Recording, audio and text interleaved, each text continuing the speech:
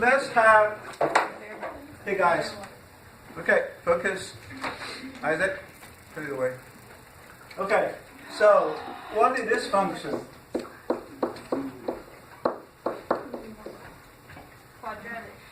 Quadratic function. And it will either go like this or go like this. And what is this point? It's called. What's that point called? Vertex point.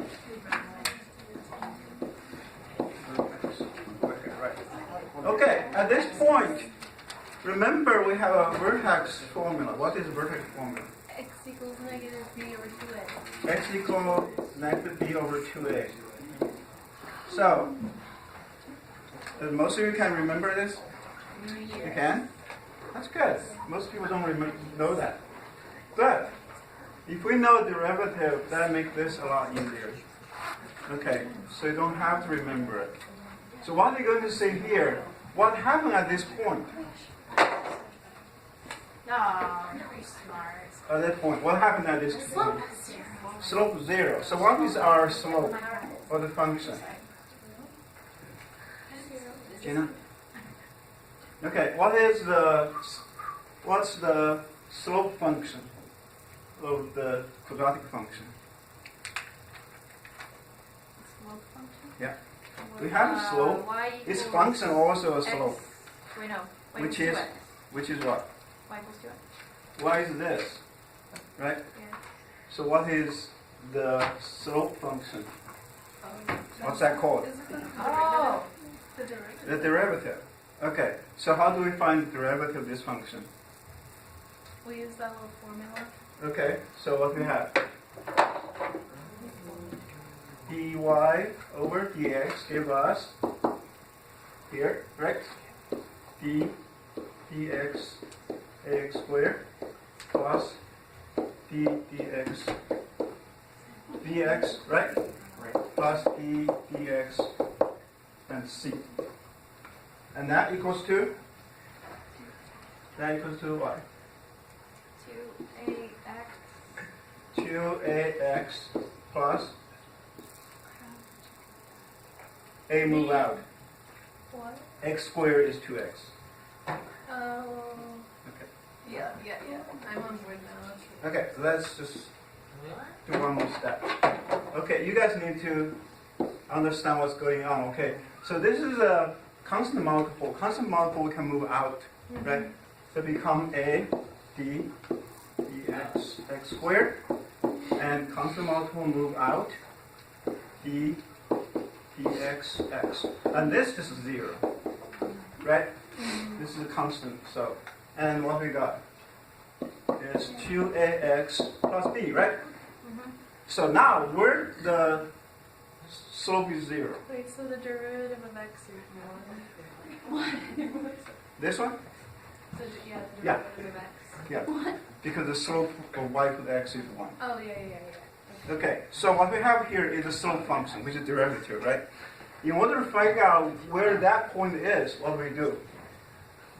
Which is we're trying to find x, which make the slope 0. What do we do? Is that equal to 0? Yep, we set this to 0. And 2ax is negative b. What is our x? Oh. Right? Okay, on this one? So, is this much easier? All of that instead of memorizing that? Yep. No. You just do a derivative. You don't have to memorize it. You just do a derivative? I think Derivative is easy, right? It's very easy. Yeah, derivative is very easy. They do. It's also easy though. What? Memorizing x equals Well. negative b over 2a. I will try to remember both, but you And know so- which one I will employ? What? X equals negative Well, b over if somehow you doubt about this, not There, quite then sure, I will. then you have something to resort to. But Okay? you know which one I'll use on the SAT? That's different. SAT has no, Oh. don't do calculus. Okay, we good on here? Yeah.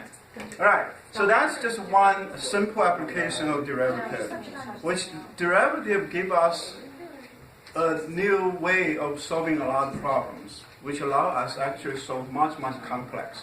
The reason we have technology advantage, faith. The reason we get technology advantage is really because of calculus.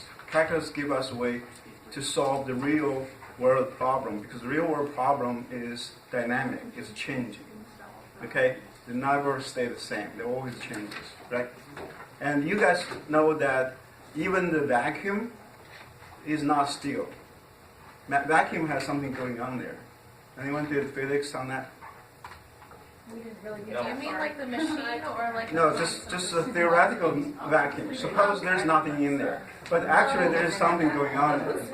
What's going on? It's so-called virtual particles. What? Yeah, they come and they disappear all the time. Wait, like what? What are they called? Called virtual particles. They don't know like what the different They, ones are? they don't know what that is, but they know there's something going on. So it's not a steel thing. What about like? But are there like bosons in a vacuum? No, No. just the virtual particles.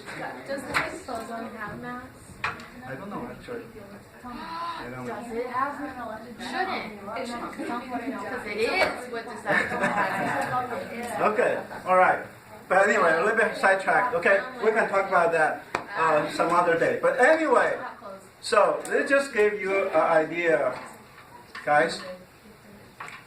Pay attention here, okay? I think I probably have to change the setting arrangement, okay? Because we want everyone can face me, okay? All right, we good? So, so that just gives an idea that everything we see seems still. Actually, it's dynamic. Something happens. Still, nothing happens. Like vacuum, suppose nothing happens, right? But things happens. The virtual particles came out from nowhere. They actually have particle and antiparticle, and then they will collide and then they disappear. What's the definition of a vacuum? Vacuum means there's nothing in it. This is classic definition. What's the real definition? I don't know. I don't know what's the modern definition, but class definition is nothing in it, but actually something in it. It just happens so fast and constant, so you don't see it. Well, does it affect anything? You actually can detect it. That's the weird thing. They actually put like two thin, like I think it's some kind of gold plated. You'll feel like the pressure. Yeah. Are there any like terrestrial vacuums? Huh? Are there any terrestrial vacuums? I don't know. But anyway, the same thing like when you see a glass of water. If you open the glass of water and you see the water is not moving, this is fixed, right? But that's not true, right? You learn the physics, you know what's happening going on there. If you have a glass of water, and the water is staying here, it looks like it's there, it's not moving. What's happening here? It's actually moving, you just can't tell because Huh? What's that? Say it again. I didn't take physics. Okay, whoever takes physics, what happens when you have this water sitting in the cup? It gets warm. You have not this cold. You have what? Evaporation Oh, that? and Condensation. condensation. And you have this two. You have this two happens at the same time. That's 8th grade science. Okay, you have this, but the grade they don't understand what's going on. So you have evaporation going on, you have condensation going on at the same time. The same amount of molecules evaporated is the same as the amount of molecules get condensed. So that's why you see a flat. You don't see a movement, but something's happening, okay? Just like when you're sitting here, you think we're not evaporating, but we are moving. Yes? We are moving. It's vibrating. Oh, The Earth is rotating. Not only rotating, That answer. well, it's not. We are moving. We are. And the weird thing is, we don't know at what speed we are at. We have no idea. Why don't we know? Because we don't know what's absolute That's true. We What's don't his know fixed point? we have no fixed point. We only know that is that when we sit in here, the Earth is doing what? Moving, rotating. What kind of rotating on its own axis. At the same time, the Earth is going what? Revolving Revolving or what? around the sun. Around the sun. At the same time, the whole solar system is doing what? It's rotating. Rotating on It's axis. in what? The sun. In axis of what system? Oh, the Milky Way. Milky Way. And the Milky Way is rotating around God's hand. something. So we have no idea. So, but, okay, guys, here.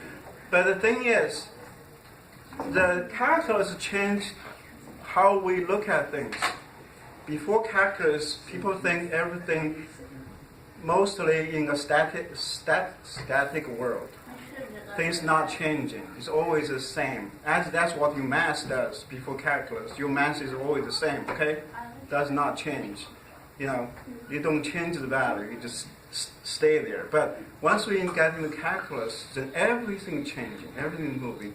But the most amazing thing is, and God gave us a tool that we can describe that change. And not only describe it, and we can apply it. We can make very good predictions. Okay, we know exactly what's going to happen.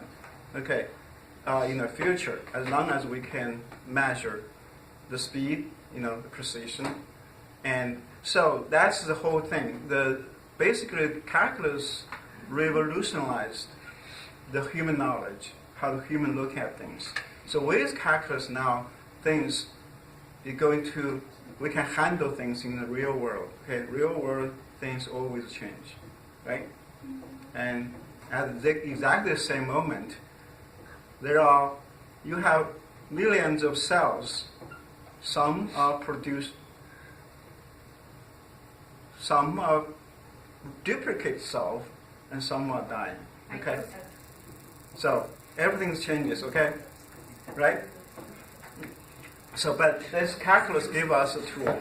And more than just tool, it also gave us the worldview, how we look at the world. Okay, so that's why it's important to learn calculus, even if you may not going to use it. It really helps you, especially if you're going on to engineering or science.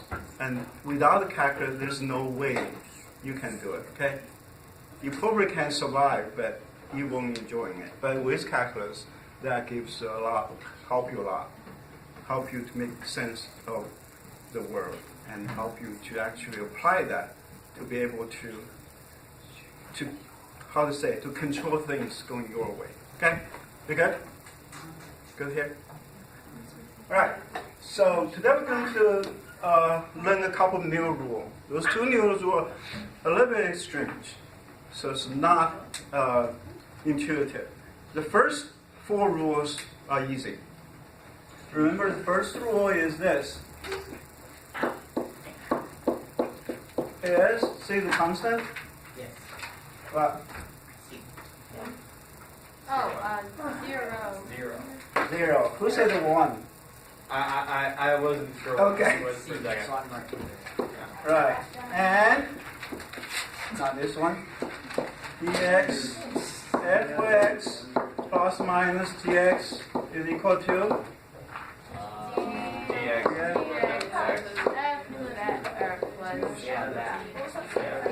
Okay?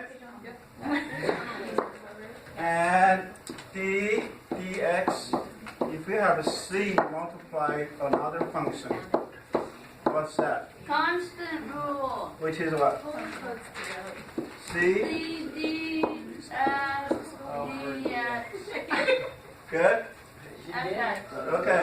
And we do have a 4th. What's that? And x.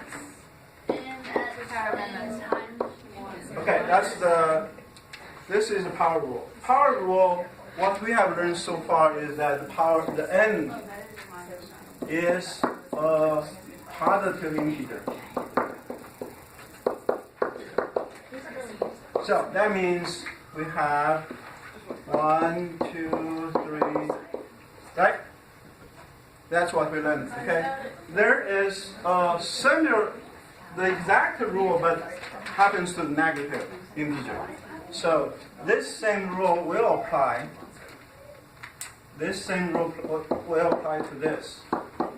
Still n times n minus 1, then x is Oh, that's like, oh wait, no, I know what it is. negative infinity, negative 2, negative 1. Okay? So, that also works for the negative power, okay?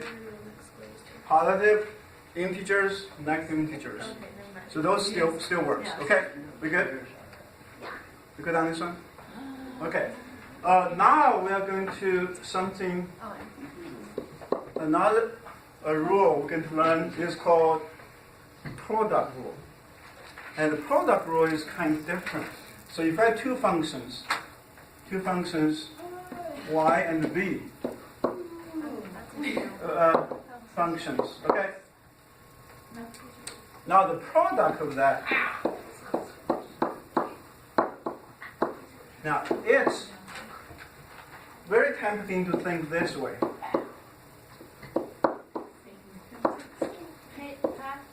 Right? Oh, you? Right? Yeah, that's kind of intuitive, but that's not the case. I'm pretty sure it doesn't. That's not that. Okay? Uh, Okay, so, yes? What page is this on in that book? Oh, you would be your negative?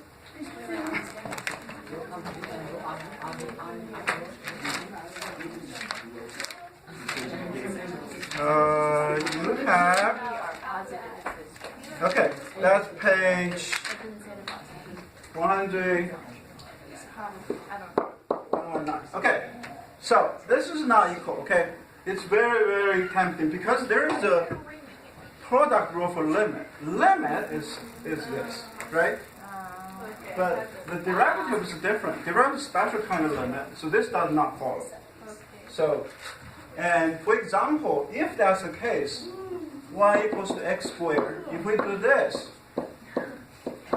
that should give us 2x, right? But it Right? gives us 1. Right? Wait, But what? that, you know, right? That's the power rule, right? Yes. It doesn't give us 2x? No, this is true. Oh, okay. But if we do this, if we break this down to this,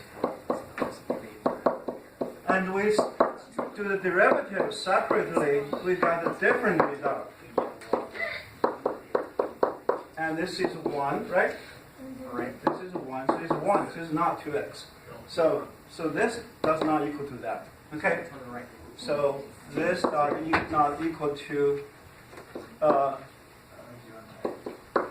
you cannot do that. Okay?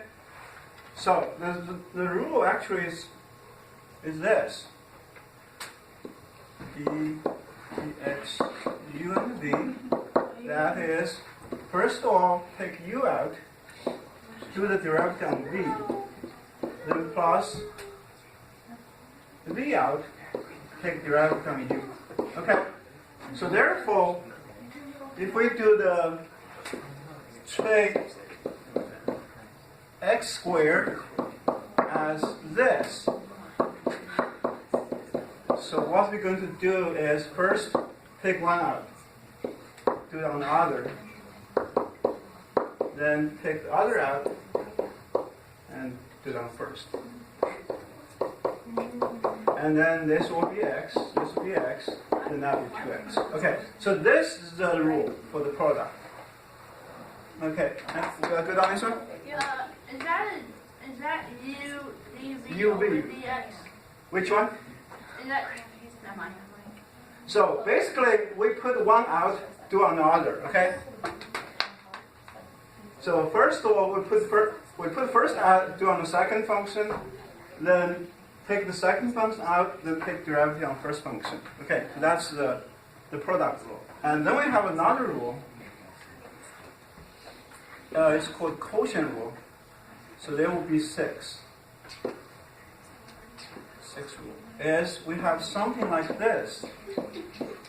Now, same thing. This one is also very easy, very tempting to say this. du over dx over dv over dx, right? Right? Very tempting to do that, but that's not the case. That's not equal to that. And, right? We're good on this one? Yes. You good? Okay. So, I know someone in your previous problem, someone did this.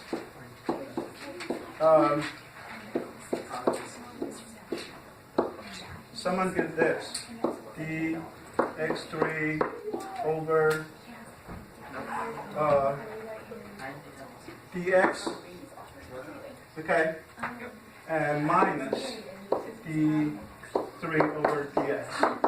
Like logarithm. And this is 3x squared, and got 0. But that's not the case, right? You cannot do that. Okay. So you cannot break down. Okay. We good? Okay. Are you guys with me? Are you guys with me? Okay. So we can have example. Okay. We can say, okay, d x squared. If we do something like that, okay, we can have this, right? I mean, I saw that. Just, Right? Now, this is true, right?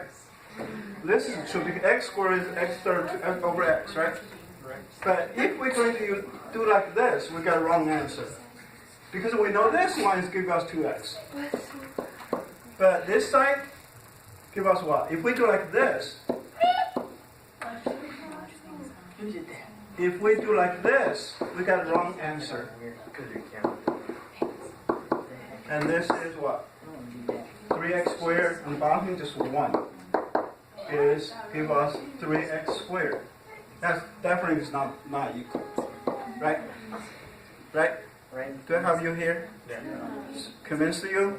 Does that work? So this rule actually is a little bit more complicated. So this is the rule. U over V is equal to, first of all, V squared on the bottom. And then you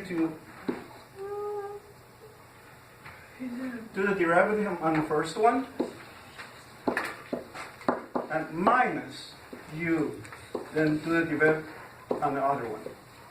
So instead of plus, the minus. Okay, and also have to divide by V squared. Okay, so this is the rule for that. Okay? You good? Why do you have to square the bottom? Well, that's just how it works out. Okay. We will take this rule. Okay? And if we want to see what we did before, if x squared, we want to do it like the fancier way. We want to do this. x3 over x. So what we're going to have will be, follow this rule. Our v is x. Our u is x to the third. Okay, now if we follow that rule, what we have here on the bottom is x squared. Then we move this on the front, then take derivative on that. Right? wait, I thought, And minus this on the front, take derivative from x. And that will give us x squared here. This one is what? 3x to the second power will times x will be 3x to the third, right? And this dx dy is x to the third. That gives us what? 2x to the third over x squared, which gives us 2x. So we got the right result. So take a longer way, but this just show you that how the quotient rule works. Okay? We good? Homework.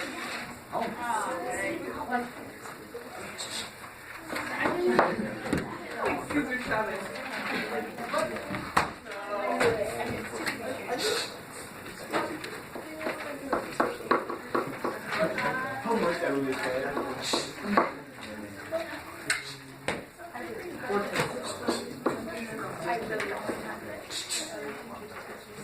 Caesar Chavez. Okay. The dog was screaming when he like You do it.